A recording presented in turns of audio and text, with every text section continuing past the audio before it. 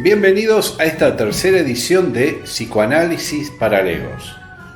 Hoy vamos a trabajar el concepto del consciente, que valga la redundancia es la única parte de la que somos conscientes. Sin más, vamos directamente al material.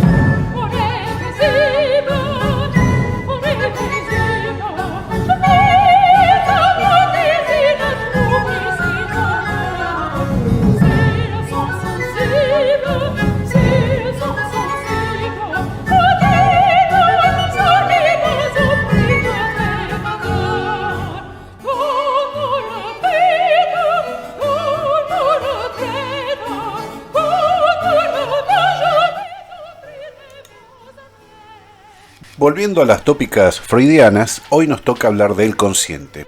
Consciente es una palabra que viene del latín, que está con un prefijo con, que significa junto, y scientia o ciencia, también del griego syneidesis, que quiere decir lo mismo, nada más que en lugar de ciencia es conocimiento, y esencialmente alude a esas cualidades que tenemos para discernir lo moral, entender un poco lo exterior a nosotros mismos, pero básicamente para detectar nuestras propias ideas, pensamientos y percepciones sobre nosotros mismos.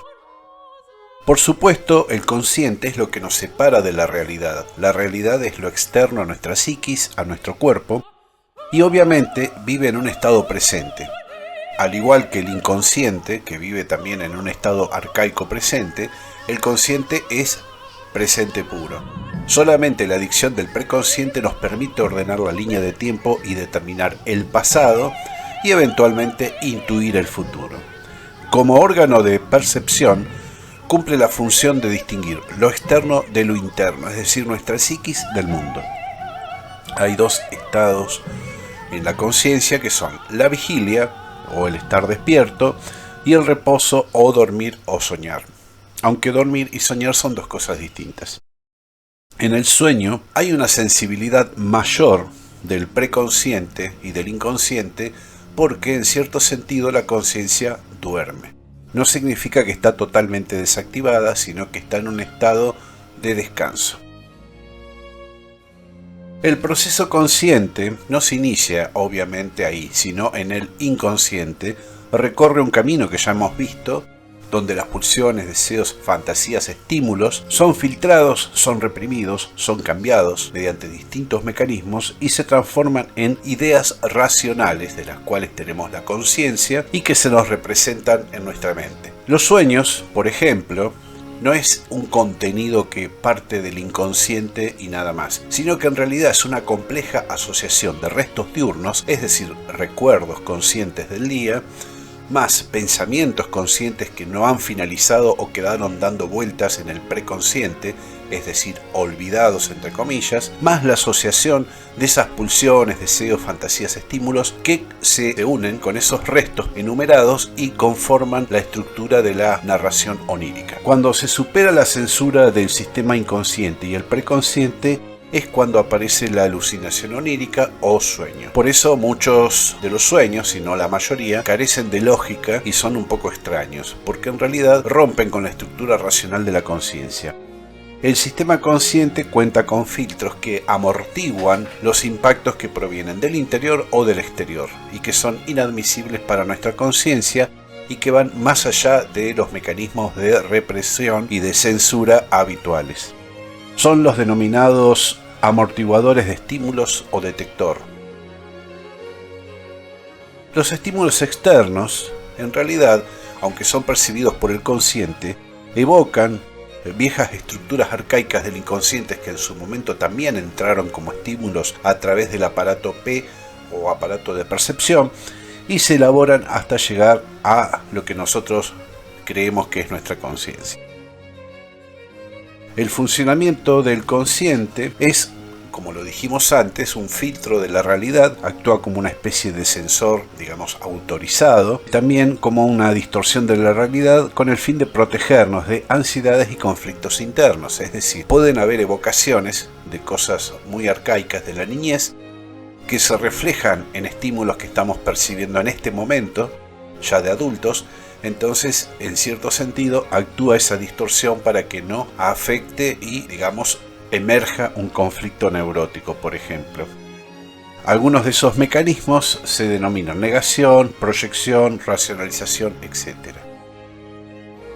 La construcción de la percepción es un fenómeno muy complejo que no solamente abarca al psicoanálisis y a la psicología, sino a varias corrientes psicológicas, como por ejemplo el Gestalt. Vamos a enumerar que es una construcción activa, es decir, la percepción no es algo pasivo, sino que uno participa internamente, es una construcción y posee obviamente las influencias de las fantasías, de lo fantasmático, al decir de Lacan, que provienen de los estratos más inconscientes de nuestra psiquis.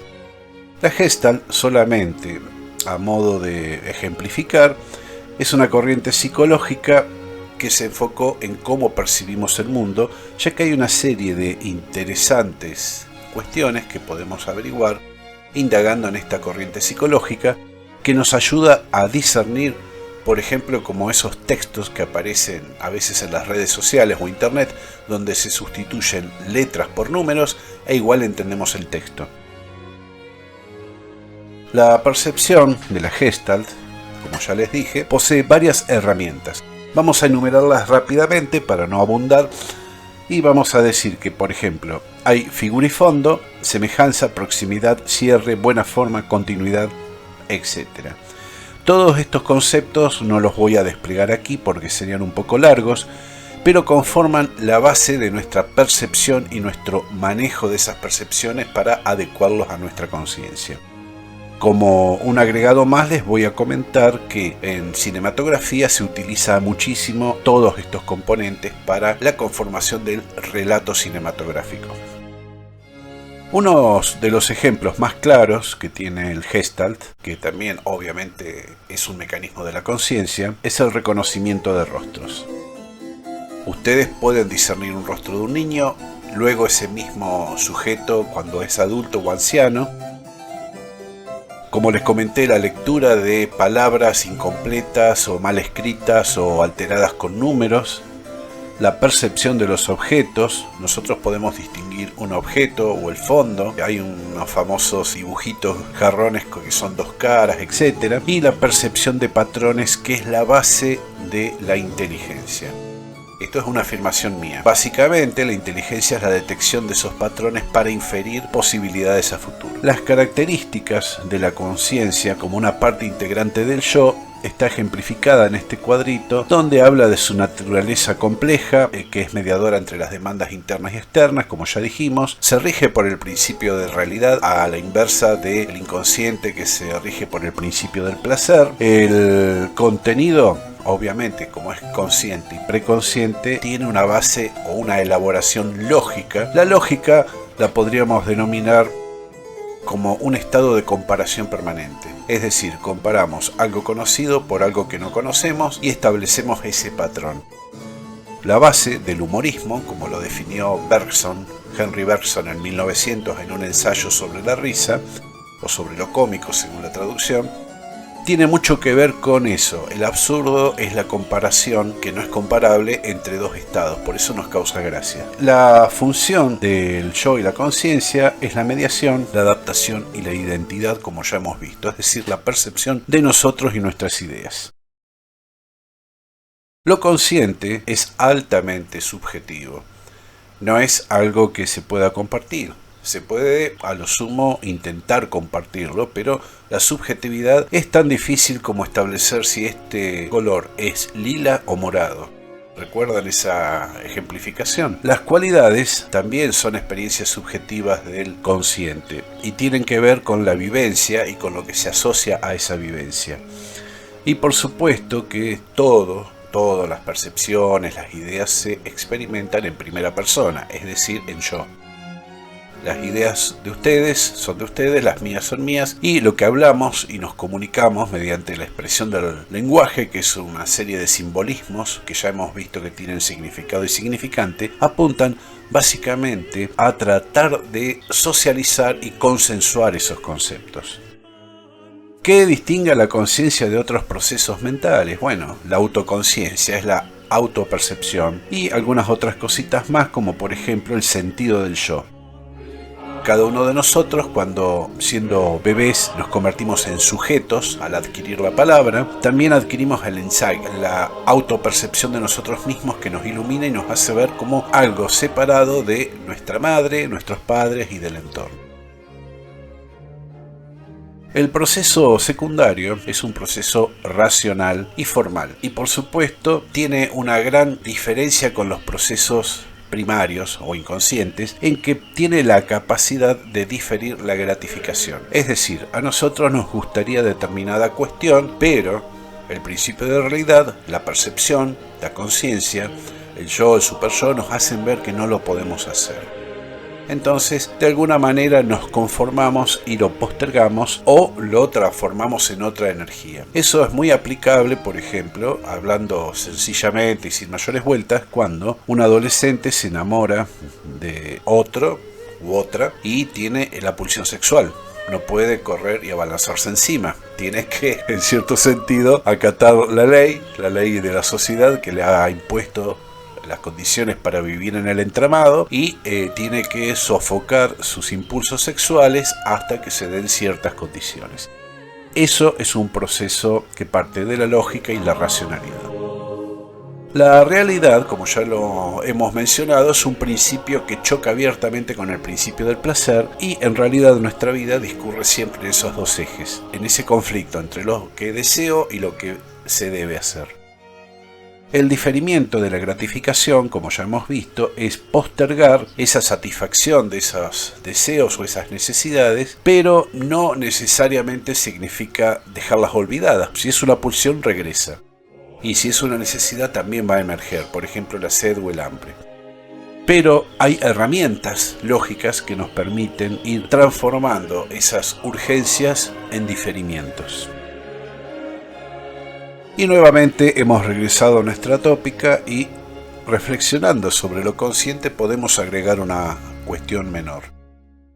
La conciencia es un estado difícil, es un estado solitario, porque como todo lo psíquico está constreñido a los espacios de nuestra psiquis. Es imposible compartir todas las ideas, todos los sentimientos, todas las imágenes y fantasmas, y obviamente los contenidos conscientes también, si no es a través de un elaborado sistema de simbolización que es lo que hace que precisamente exista la sociedad y existamos nosotros como sujetos. Ustedes habrán observado en el video anterior que yo tenía una gata conmigo y que le hablaba. La gata es un animal, se maneja puramente por instintos, por sus pulsiones propias y sus necesidades, pero cuando nosotros domesticamos un animal, le estamos imponiendo el lenguaje. Aunque el animal no entienda el concepto ni el significado de cada palabra, va a entender en cierto sentido el significante y la intención de la palabra. Si yo le pongo nombre al animal y lo llamo, el animal entiende que ese sonido refiere a sí mismo. Y ahí empieza el proceso de sujeción del gato. De la misma manera también empieza el de los niños, el de los bebés. Y en definitiva, podríamos colegir, haciendo una simplificación extrema, que somos un montón de gatos domesticados. Eso ha sido todo por hoy. Muchas gracias.